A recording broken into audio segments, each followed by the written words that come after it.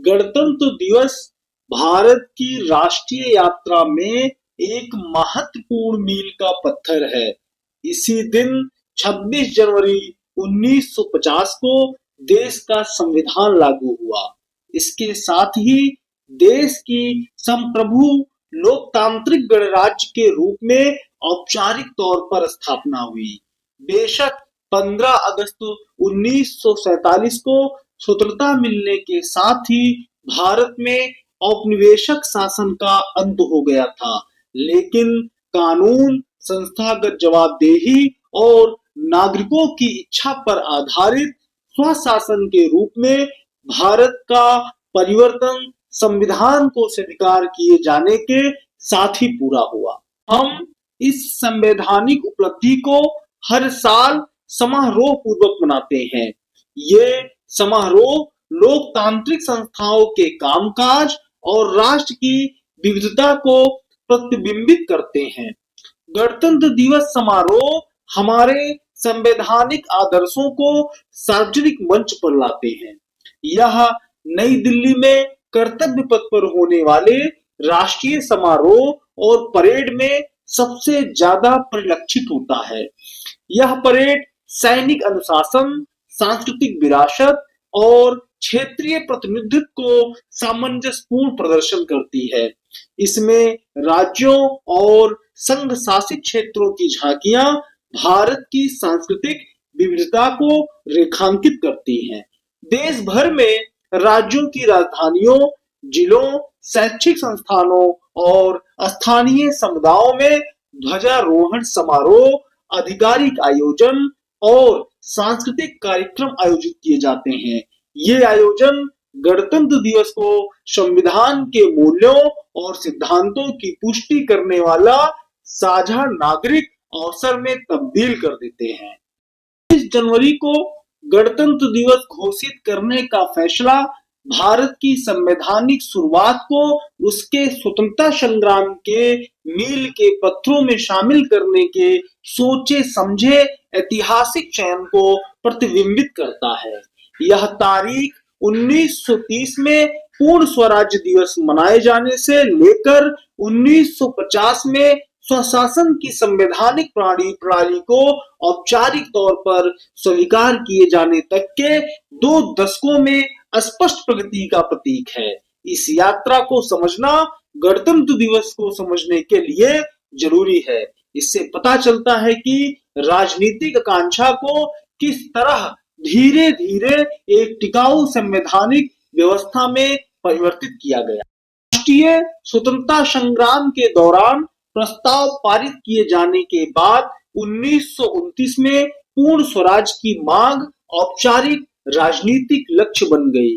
भारतीयों ने 26 जनवरी 1930 को समूचे देश में पूर्ण स्वराज दिवस मनाया। इसके जरिए उन्होंने ब्रिटिश शासन के अधीन उपनिवेश के दर्जों को नकारते हुए पूर्ण स्वराज के लक्ष्य के लिए खुद को समर्पित किया।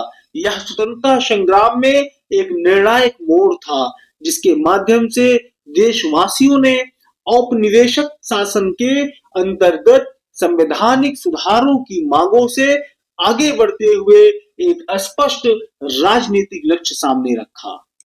भारत की संविधान सभा ने अपनी पहली बैठक 9 दिसंबर 1946 को कॉन्स्टिट्यूशन हॉल में की, जिसे अब संसद भवन के केंद्रीय कक्ष के रूप में जाना जाता है। इसके साथ ही भारत के संविधान के निर्माण की प्रक्रिया की औपचारिक शुरुआत हो गई।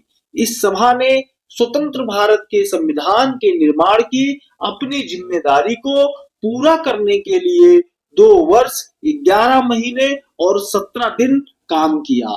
उसने इस ऐतिहासिक कार्य को पूरा करने के लिए 165 दिनों में 11 सत्र आयोजित किए। संविधान के मसौदों पर 114 दिन विस्तार से विचार विमर्श किया गया। संविधान सभा के सदस्यों का प्रत्यक्ष चुनाव प्रांतीय विधान सभाओं और रियासतों के प्रतिनिधियों ने किया। यह सुनिश्चित किया गया कि संविधान का निर्माण एक व्यापक प्रतिनिधित्व और विचार विमर्श की प्रक्रिया के जरिए हो। 15 अगस्त 1947 को भारत ने स्वतंत्रता प्राप्त की। इसके साथ ही लगभग 2 सदियों के औपनिवेशिक शासन के अंत की शुरुआत हो गई। सत्ता का हस्तांतरण एक लंबे और सतत स्वतंत्रता संग्राम का नतीजा था, जिसमें देश भर में नेताओं के अलावा सामान्य नागरिकों ने भी भागीदारी निभाई। स्वतंत्रता से भारतीय नागरिकों को राजनीतिक संप्रभुता बहाल हुई और राष्ट्र निर्माण का कार्य शुरू हुआ। नव स्वतंत्र राष्ट्र ने लोकतांत्रिक आदर्शों, एकता और आत्मनिर्णय के आधार पर अपने भविष्य को गढ़ना शुरू किया। लगभग 3 वर्षों के व्यापक विचार विमर्श के बाद संविधान सभा ने भारत का संविधान अपनाया, जो लोकतांत्रिक संस्थाओं के निर्माण में सबसे महत्वपूर्ण कामों में से एक था। संविधान निर्माण की प्रक्रिया में भारतीय राज्य के स्वरूप, नागरिकों के अधिकारों और कर्तव्यों, सरकार के विभिन्न अंगों के बीच शक्ति संतुलन और सामाजिक न्याय और समानता के लिए सुरक्षा उपायों पर विस्तार से चर्चा की गई।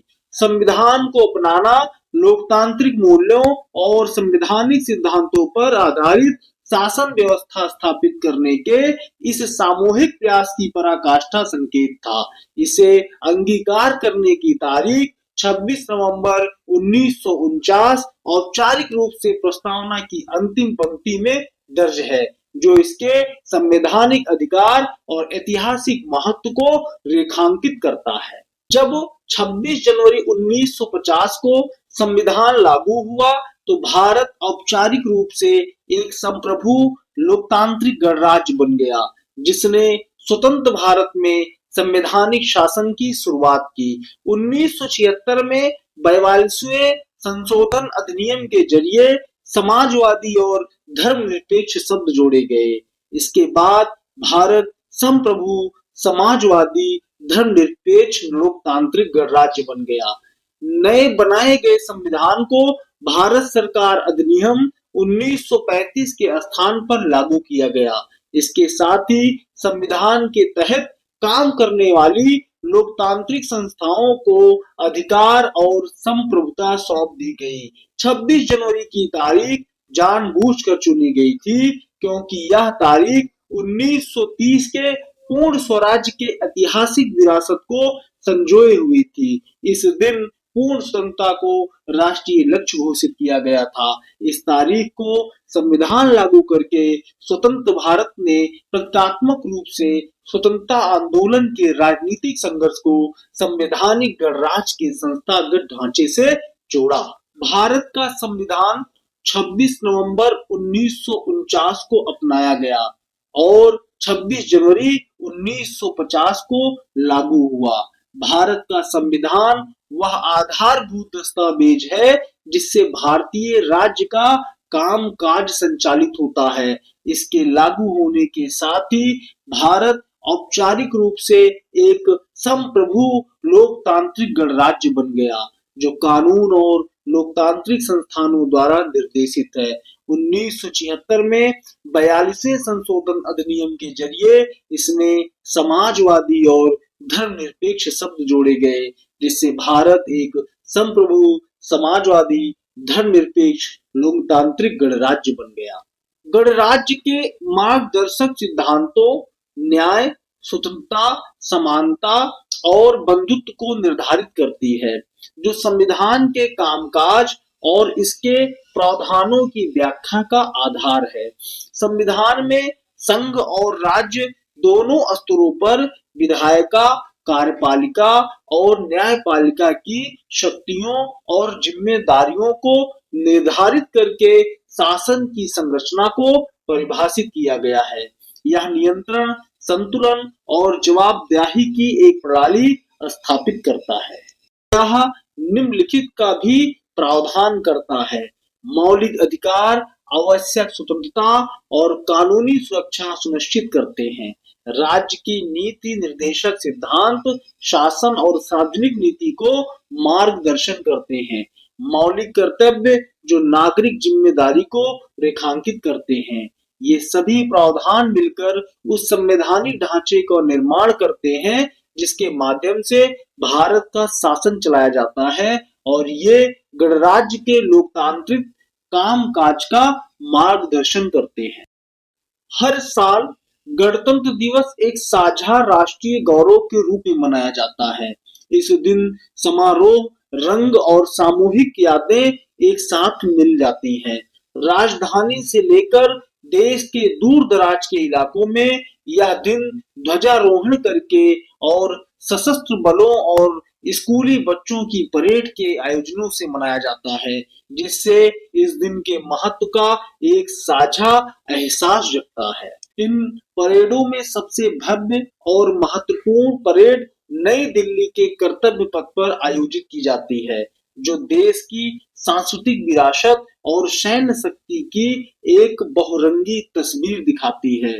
दिन की शुरुआत राष्ट्रीय समर स्मारक पर प्रधानमंत्री द्वारा शहीद सैनिकों को श्रद्धांजलि अर्पित करने के साथ होती है, जिससे मुख्य समारोह से पहले राष्ट्रीय गौरव का माहौल बनता है। कर्तव्य पथ पर भारत के राष्ट्रपति के आने के साथ ही कार्यक्रम की औपचारिक शुरुआत होती है।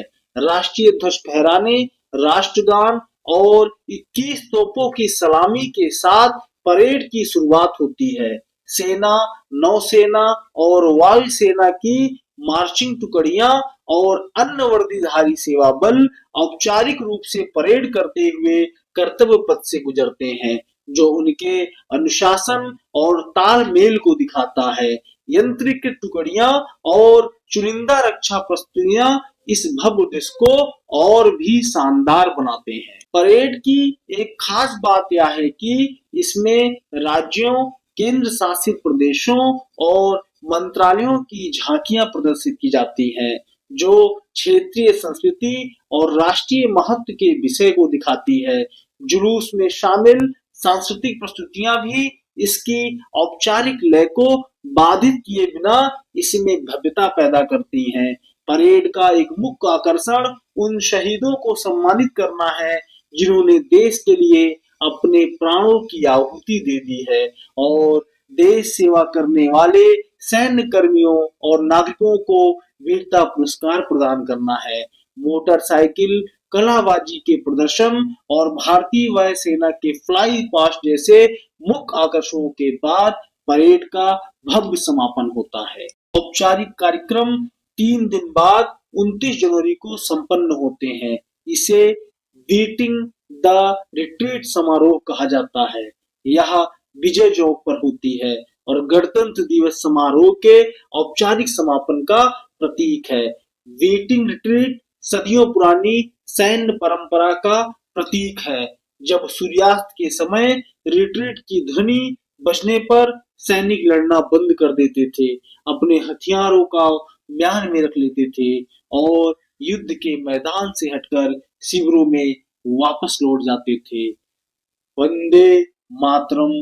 भारत माता की जय। जय हिंद।